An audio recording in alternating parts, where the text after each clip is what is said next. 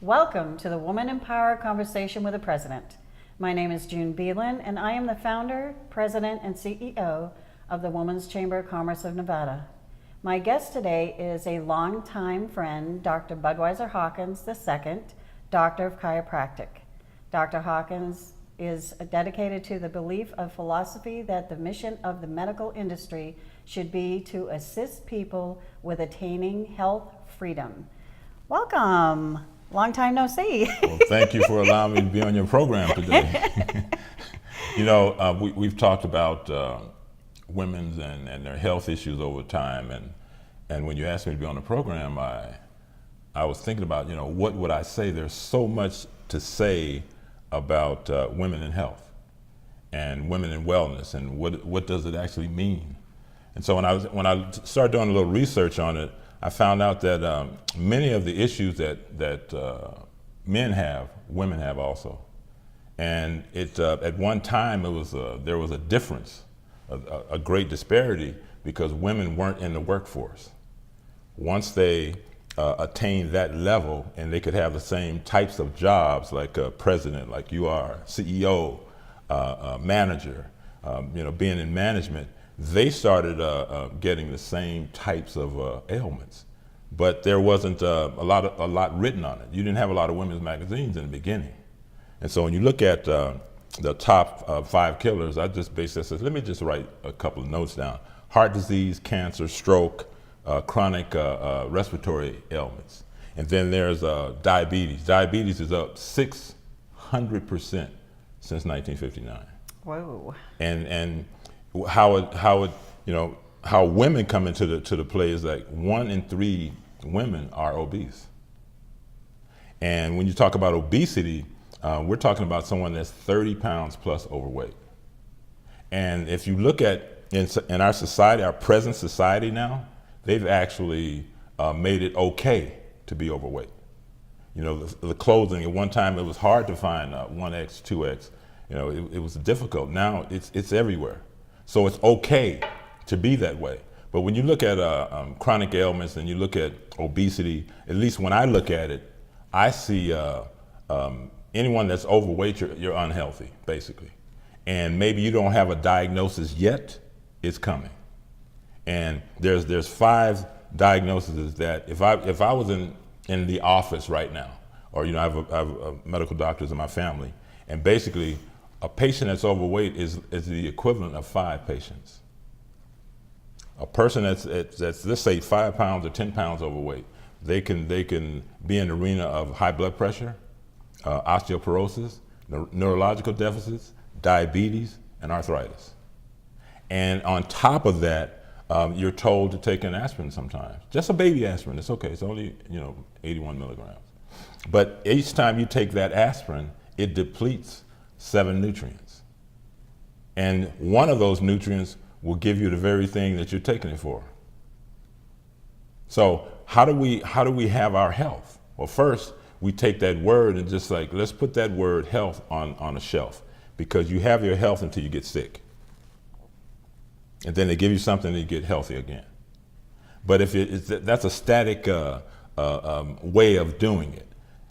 The other side, the dynamic side, is wellness, something that you do each and every day. And we have to do it now because we don't go outside and pick a tomato off of the vine. We don't have a garden in our backyards. I mean, people don't. Most people don't even know how to plant something and tend to it and get it where all the nutrients are there. So we get sick. And so when I look at ailments, you can treat it. You can treat the symptom, or you can address the system. And so what I like about symptoms versus systems, and I like treating systems, is because addressing the system rather, because there's only 7 detoxification centers: your skin, your kidneys, your liver, your lymph, your lungs, your blood, and your intestines. So those are detoxification centers that are so efficient, they're second to none. So if I can address those and get them working properly, then a lot of chronic, at least chronic diseases, will have to go live somewhere else. It's as simple as that. But when I say that, there'll be 100 people will say, no, that's not true, because when you think on the other side of the ledger, if you're taking a pill each and every day, somebody's making some money somewhere.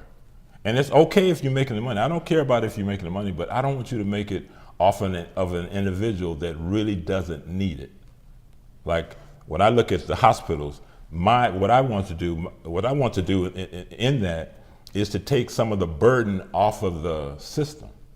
So the person that needs that health, that needs that doctor to be on point, that nurse to be on point, that respiratory therapist to be on point, and have all the energy that they need to treat you, they can do it because they're not overloaded.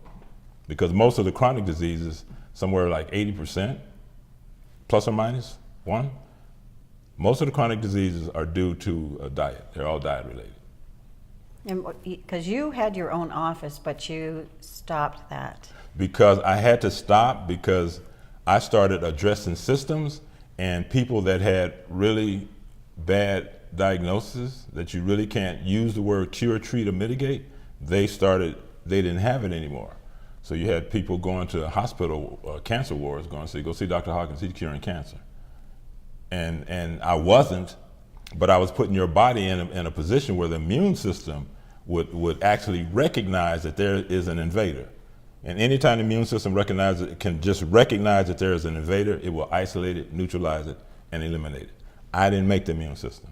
That's what it does. It doesn't try to act like a heart. It doesn't try to act like a liver.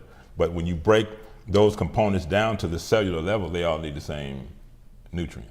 Yeah, but you kept me pretty healthy for a very long time. Well, yeah, it's it was getting on a process that I had to get on. Right. Yeah. And there's a lot of micromanagement, that I call it micromanagement, in the sense that there's that education that needs to happen, because it needs to replace what we've been told before. It's like my grandmother, she would take the butter out of the refrigerator in the morning, just set it out on the counter and leave it out all day. And so I did a study in college. I said, wow, let me do this. Take some butter, which is a saturated fat, and take some margarine, which they tell you to eat. One can cause thickening of the artery, the other one doesn't. So I put the two out, and the butter never went rancid. You just put it back in the refrigerator until the next day and take it out again. Put it back in the refrigerator and take it out again. It never goes rancid until it's gone. The margarine went bad. So I say, okay, if the margarine is going bad there, what happens is when it gets in my body is 99 degrees or 98.6 degrees. It's going to warm up there and create these problems later on, but it will never be traced back to the margarine. And some people said, well, they've done all these studies. Says, yeah, I remember this guy, Ansel Keys, who wrote the definitive paper on saturated fat. And that's why we stopped doing that. But he left out a third of the research, which said that saturated fat was good for you. So yes, I speak all over the world on it, and I get a lot of crazy questions, especially when it's on television or radio. But I've gone to a point where my passion is to educate you and say, okay, here's the 7 things you need to do in order to have health. And when I say it, you're gonna nod because you remember. It's like, I wanna lose weight, but what do I eat? Well, all you have to do is sit down, take a deep breath, and ask yourself a question: what did my parents feed me?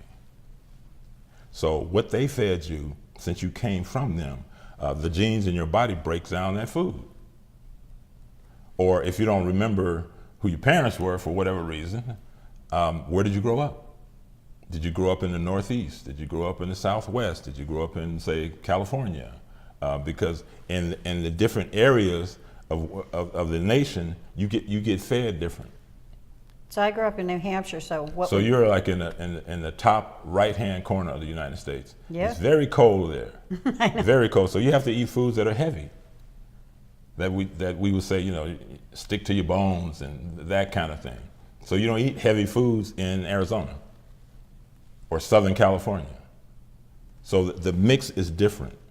And you see, like with a lot of weight loss products or weight management systems, they'll say, well, you can't have this.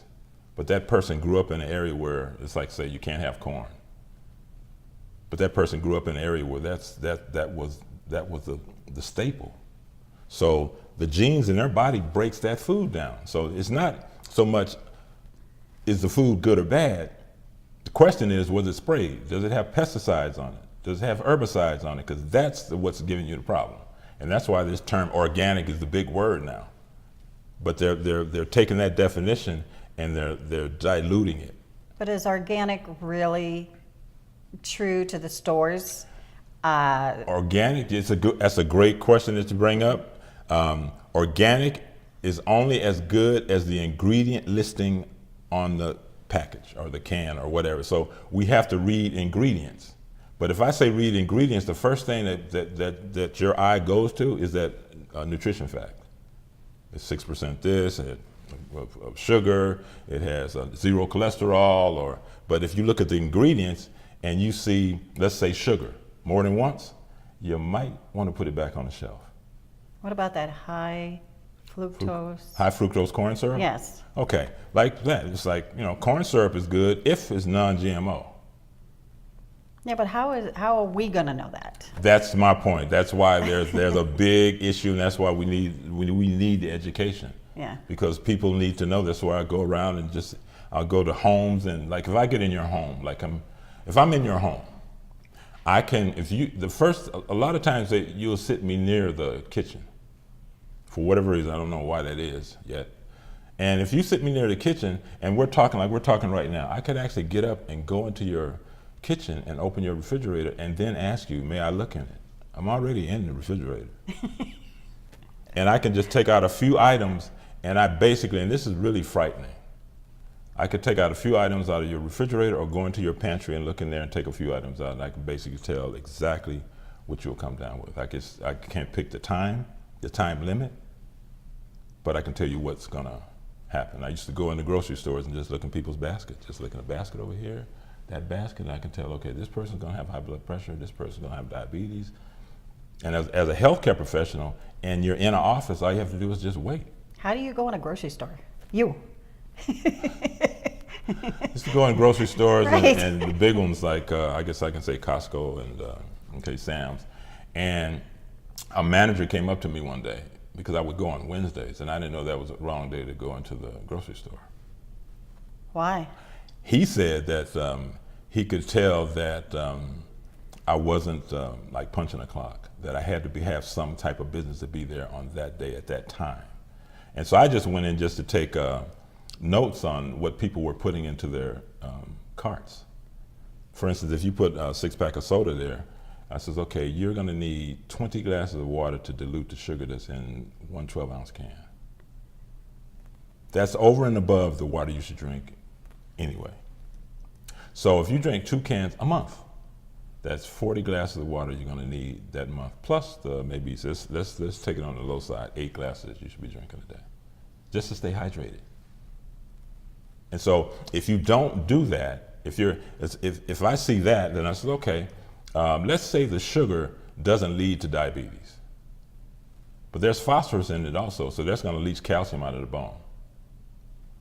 So I don't have to go up to you and give you my card, or here's my card, this is what I talk about, because a sound bite is only like a minute when you're talking to people, because most of the stuff that they hear just goes.